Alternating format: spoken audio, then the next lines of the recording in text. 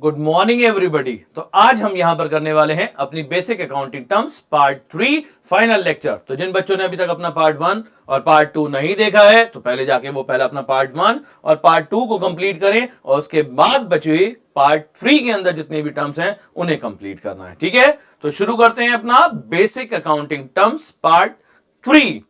तो यहां पर सबसे पहली जो टर्म हमारी आती है वो आती है सर डिस्काउंट। ये बहुत ऐसा वर्ड है जो हर एक बच्चे ने सुना ही होगा, डिस्काउंट। तो डिस्काउंट का क्या मतलब होता है? डिस्काउंट का मतलब होता है सिंपली रिडक्शन इन प्राइस। जो भी प्राइस में कमी आती है उसे हम यहां पर क्या कहते हैं? डिस्काउंट। तो सिंपल टर्म्स में अगर समझे तो यहां पर क्या है? Any reduction in the price is called discount. Price में जो भी कमी आती है उसे हम डिस्काउंट कहते हैं। भाई मार्केट में कोई गुड्स लेने गए, वहां पर 10,000 रुपीज का वो गुड्स है और सपोज 10% डिस्काउंट उसने दिया तो वो मुझे 9,000 रुपए का पड़ेगा, तो इसको हम क्या बोलेंगे? डिस्काउंट बोलेंगे। और डिस्काउंट की अगर बात करें सर तो यहां पर जो डिस्काउंट होती है वो भी दो टाइप की होती है, जिसमें पहली होती है आपकी ट्रेड डिस्काउंट और दूसरी होती है कैश डिस्काउंट। सर थोड़ा डिटेल में बताएंगे जिससे कि हम लिंक कर पाए। तो पहले आप ये सोचिए, वो जो डिस्काउंट जो भी आपके वेंडर्स देते हैं, जो मार्केट में लोग देते हैं, तो वो डिस्काउंट का मेन मोटिव क्या होता है? तो अगर आप इस बात को ध्यान से सोचोगे ना तो आपको समझ में आएगा वो जो डिस्काउंट आपको दे रहे हैं उसके पीछे उनका मोटिव है। आपका तो है ही है कि आपको प्रोडक्ट थोड़ा सस्ता मिल जाएगा, लेकिन उनका मोटिव क्या है कि वो अपनी सेल को इंक्रीज कर ले। तो डिस्काउंट के दो मोटिव होते हैं सर। पहला, एक तो अपनी सेल को इंक्रीज करना, और दूसरा मोटिव जब हम अभी यहां पर कैश डिस्काउंट पढ़ेंगे तो उसके अंदर समझेंगे। तो अल्टीमेटली जितना भी मार्केट में डिस्काउंट आपको मिलता है, चाहे वो 10% की बात करें या 20% की बात करें या 30% की बात करें या 50% की बात करें या 50+20% की बात करें, इवन 50+50% की भी बात करें, तो वो डिस्काउंट कौन सी होती है? ट्रेड डिस्काउंट वो हमारी होती है। उसके पीछे उन लोगों का मोटिव क्या है? जो मार्केट में जो सेलर हैं उनका मोटिव क्या है? उनका सर सिर्फ एक ही मोटिव है कि अपनी सेल को किसी भी तरीके से इंक्रीज करना, कस्टमर को अट्रैक्ट करना कि कस्टमर उनकी शॉप पर, उनके शोरूम पर आए। और जब आप देखेंगे बाहर लिखा हुआ बड़ा बड़ा फ्लैट 50% डिस्काउंट, फ्लैट 60% डिस्काउंट, तो डेफिनेटली अगर वो प्रोडक्ट आपको नहीं भी चाहिए तो एक बार आप देखने जरूर जाएंगे। और अगर आपको समझ में आता है, प्राइस आपको रीजनेबल लगते हैं, तो हो सकता है कि आप उस प्रोडक्ट को बाय भी कर लें।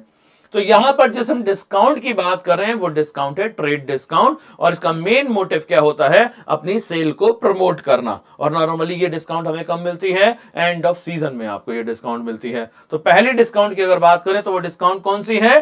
Trade discount. और ट्रेड डिस्काउंट के पीछे मेन मोटिव क्या है? कि सिंपली अपनी सेल को बढ़ाना, अपनी सेल को इंक्रीज करना। और ये एक ऐसी डिस्काउंट होती है जिसे हम बुक्स ऑफ अकाउंट में रिकॉर्ड नहीं करते। मान लीजिए अगर आपने 10,000 रुपीज का गुड्स परचेज करा है और उस पर कितनी 20% डिस्काउंट है, तो 2,000 रुपीज लेस करने के बाद फाइनल नेट परचेज प्राइस जो कंसीडर होगा that will be rupees at 8,000। वो कितना होगा सर? 8,000 रुपए होगा। और जो आप अपनी एंट्री पास करोगे अपनी बुक्स ऑफ अकाउंट में वो सिर्फ 8,000 रुपए से ही करोगे। तो ये कौन सी डिस्काउंट है? ट्रेड डिस्काउंट, जिसका मेन मोटिव क्या है? सेल को बढ़ाना। और ये भी ध्यान रखिएगा, आगे चल के ये लिंक हो जाएगा कि इस डिस्काउंट को हम बुक्स ऑफ अकाउंट में कहीं भी रिकॉर्ड नहीं करते। हम अपनी परचेज की एंट्री जो बनाएंगे वो 8,000 रुपीज से बनाएंगे, और वो जो सेल की एंट्री बनाएंगे वो भी 8,000 से बनाएंगे। सर एक दूसरी डिस्काउंट और होती है जो आपने यहां पर लिखा है कैश डिस्काउंट। इसका पीछे क्या मतलब होता है? इसका क्या मोटिव है? तो अभी आपने कुछ टाइम पहले देखा था बेसिक अकाउंटिंग टर्म पार्ट 2 में कुछ डेटर्स होते हैं। डेटर्स कौन है सर? जिन लोगों को हमने क्रेडिट में गुड सेल करा है। जिन लोगों को क्रेडिट में गुड सेल करा है उन्होंने पैसा अभी हैंड टू हैंड नहीं दिया, वो आपको 1 महीने के बाद पैसा देंगे या 2 महीने के बाद पैसा देंगे या 3 महीने के बाद पैसा देंगे। जो भी आपकी टर्म्स एंड कंडीशन रही है उनके अकॉर्डिंग वो आपको पैसा देंगे। अगर आप उन्हें एक ऑफर देते हैं, अगर आप उन्हें एक ऑफर दें कि ठीक है आप 3 नहीं, आप 1 महीने के अंदर हमें पेमेंट कर दो, हम आपको 10% डिस्काउंट और देंगे, तो हो सकता है वो टाइमली पेमेंट कर दें, वो जल्दी पेमेंट कर दें। पेमेंट उन्हें करना है बाद में, लेकिन अगर वो जल्दी पेमेंट कर देते हैं तो उस समय जो डिस्काउंट उन्हें दी जाती है, और उसके पीछे में मोटिव क्या है? Early collection of fund. तो अपने कस्टमर को, अपने डेटर्स को, जिन्हें आपने क्रेडिट में गुड सेल करा है, उनसे जो भी टाइमली पेमेंट के टाइम पर जो भी आप डिस्काउंट अलाउ करेंगे उस डिस्काउंट को हम कहते हैं कैश डिस्काउंट। और ये डिस्काउंट वो डिस्काउंट है जिसे हम अपनी बुक्स ऑफ अकाउंट में रिकॉर्ड भी करते हैं। तो यहां पर दो टाइप की डिस्काउंट आपको देखने के लिए मिली। एक तो सिंपल डिस्काउंट। डिस्काउंट किसे बोलेंगे?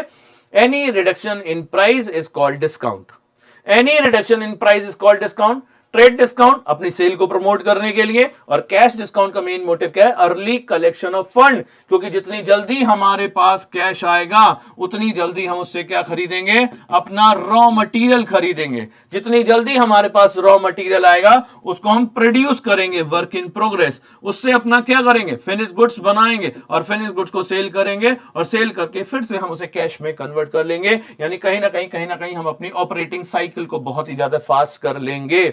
तो जितनी जल्दी हमारे पास कैश आएगा उतना ही हमारी ऑपरेटिंग साइकिल फास्ट होगी, उतनी सेल ज्यादा होगी, उतने प्रॉफिट ज्यादा होंगे। तो ध्यान रखिएगा, ये सारी टर्म्स हमें आगे कवर करनी है, और सभी जगह आएंगी, जर्नल में भी आएंगी, और बाकी सब जगह भी ये यूज होंगी।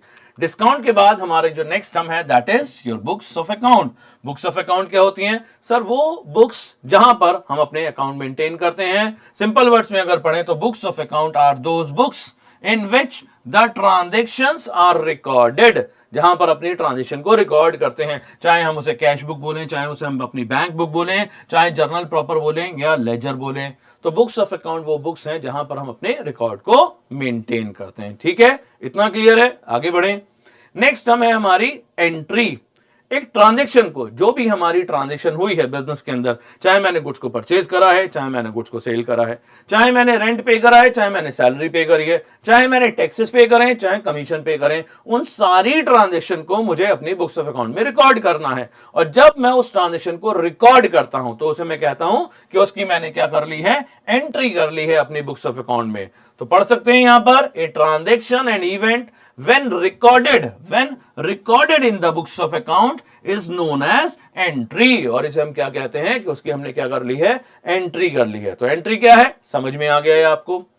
ठीक, इसके बाद हम नेक्स्ट अपनी टर्म देखें। बिल्कुल सिंपल सी टर्म है, प्रोपराइटर। पहले भी आप देख चुके हो। प्रोपराइटर का मतलब है सर वो पर्सन जो बिजनेस में क्या करता है? इन्वेस्टमेंट करता है, रिस्क लेता है, बिजनेस करता है, उसे हम यहां पर क्या कहते हैं? प्रोपराइटर। तो प्रोपराइटर का मतलब क्या है? प्रोपराइटर मींस द पर्सन, वो पर्सन जो क्या करता है? इन्वेस्टमेंट लगाता है, पैसा लगाता है, and bear all the risk associated with the business is called proprietor. उसे हम क्या कहते हैं? प्रोपराइटर कहते हैं। यहां पर अगर वो अकेले बिजनेस कर रहा है तो उसे हम क्या बोलेंगे? Sole proprietor. ठीक है, तो प्रोपराइटर समझ में आ गया। एग्जाम्पल आपके सामने है, जैसे मिस्टर विशाल ने एक बिजनेस स्टार्ट करा 10 लाख रुपए लगा के, तो मिस्टर विशाल कौन हो गए आपके? मिस्टर विशाल हो गए यहां पर प्रोपराइटर। क्लियर है जी? प्रोपराइटर। तो प्रोपराइटर के बाद हम स्टार्ट करते हैं अपनी नेक्स्ट टर्म। नेक्स्ट टर्म है यहां पर हमारे पास डिप्रिसिएशन।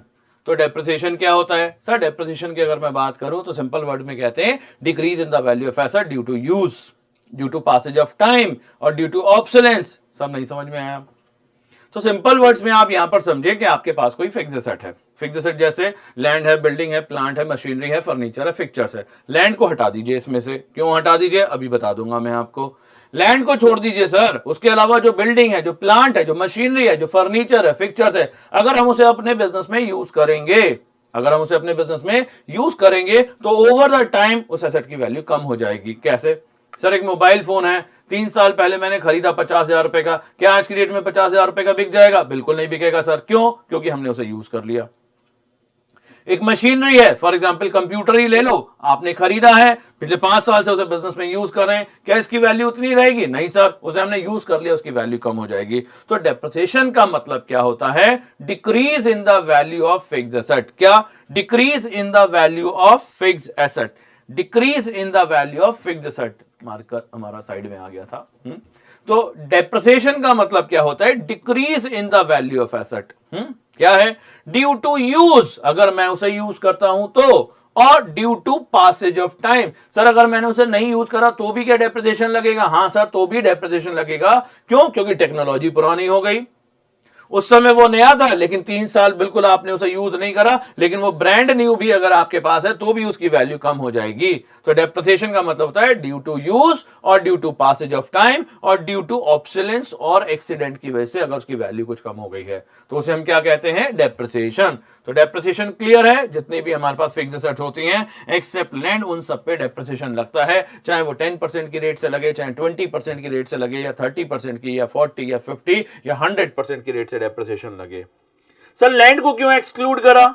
क्योंकि सर एक लैंड एक एक्सेप्शनल केस है, लैंड एक ऐसी एसेट है जिसकी वैल्यू हमेशा बढ़ती है। क्यों बढ़ती है? क्योंकि सर उसकी अनलिमिटेड लाइफ होती है। ध्यान रखना, एक नंबर में क्वेश्चन जरूर आता है कि लैंड एक एक्सेप्शनल केस है जिसकी वैल्यू क्या होती है? इंक्रीज होती है। क्यों? क्योंकि उसकी वैलिडिटी जो है वो अनलिमिटेड होती है, उसकी लाइफ टाइम वैल्यू होती है। और बाकी जितने भी एसेट्स हैं सर उनकी तो ओवर द टाइम जो भी वैल्यू है वो कम होती ही होती है। तो डेप्रिसिएशन क्लियर है। डेप्रिसिएशन के बाद आगे बढ़ते हैं। नेक्स्ट सम है हमारी bad debts.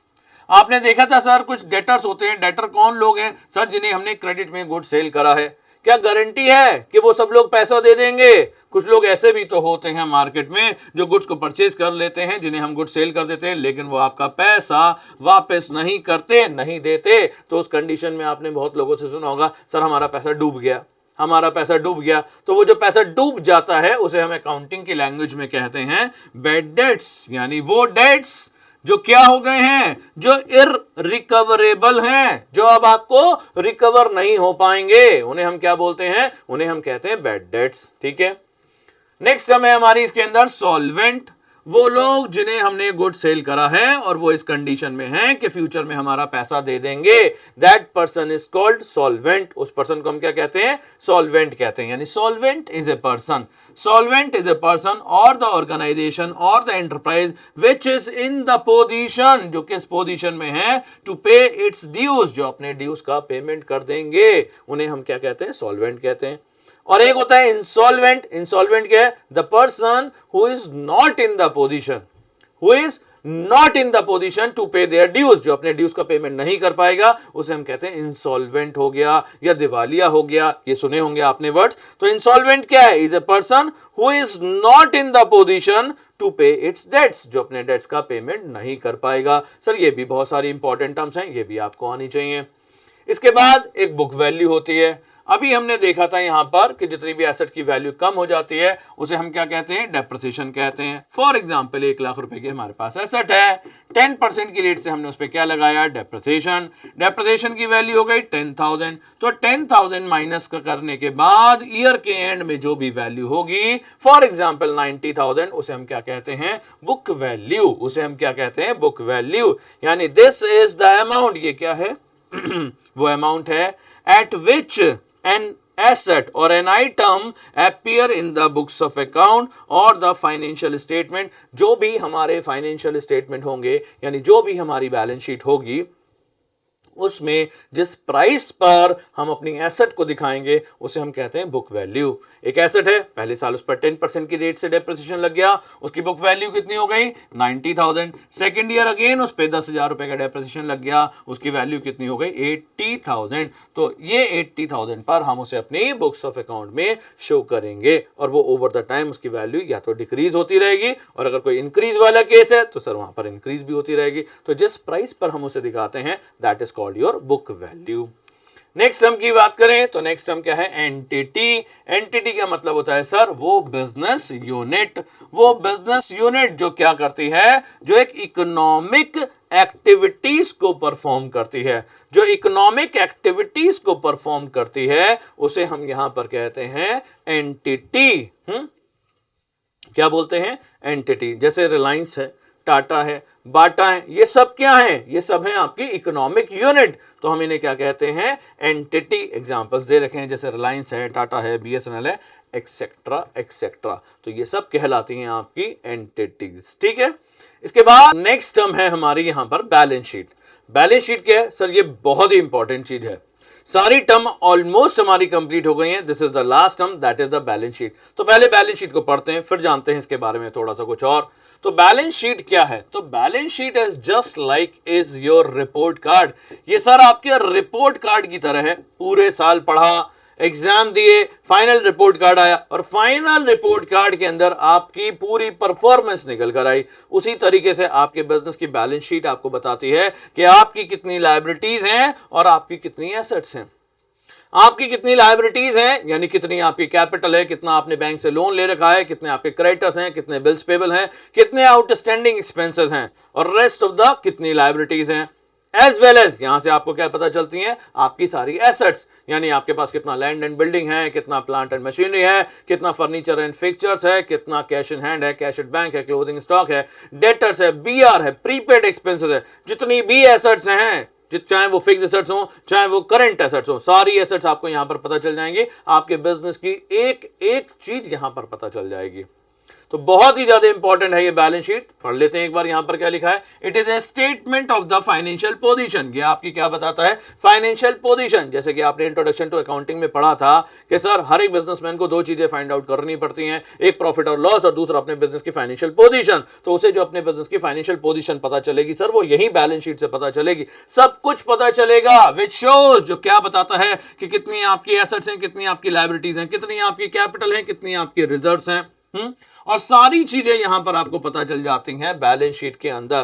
This is the complete overview of your business. ये आपके बिजनेस के अंदर सारी चीजें आपको बताता है। तो ये जितनी भी इंपॉर्टेंट टर्म्स आपने पढ़ी हैं, ये बहुत ही ज्यादा इंपॉर्टेंट है आगे का बेस बनाने के लिए। तो आगे पढ़ने के लिए, चीजों को और आगे समझने के लिए सबसे पहले आपको इन सारी टर्म्स को कंप्लीट करना ही पड़ेगा। तो जिन लोगों ने अभी तक इसका पार्ट 1 नहीं देखा है, वो पार्ट 1 देखेंगे, फिर वो पार्ट 2 देखेंगे, फिर वो पार्ट 3 कंप्लीट करेंगे।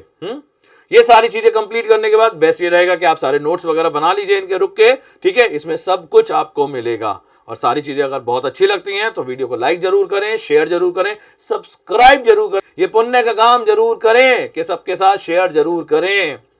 बहुत सारे लोग हैं जिन्हें वाकई में इसकी जरूरत है, और मुझे बताएं भी कि सर ये वीडियो हमें कैसा लगा थ्रू द कमेंट। और वीडियो अगर अच्छा लगा है तो उसे लाइक जरूर करें, ठीक है जी। क्या करना है, लाइक जरूर करना है। Thank you very much. आगे अच्छे अच्छे वीडियोस चाहिए तो हम लेकर आते रहेंगे आप लोगों के लिए, ठीक है जी। मिलते हैं अपने नेक्स्ट वीडियो के अंदर।